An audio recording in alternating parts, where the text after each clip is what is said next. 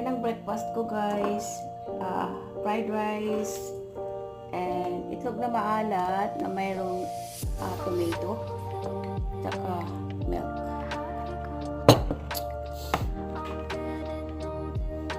Mag-milk ako minsan kasi kailangan ko ng calcium.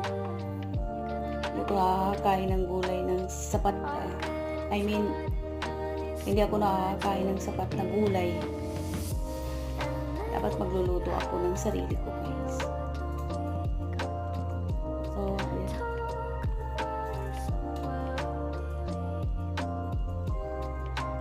Later.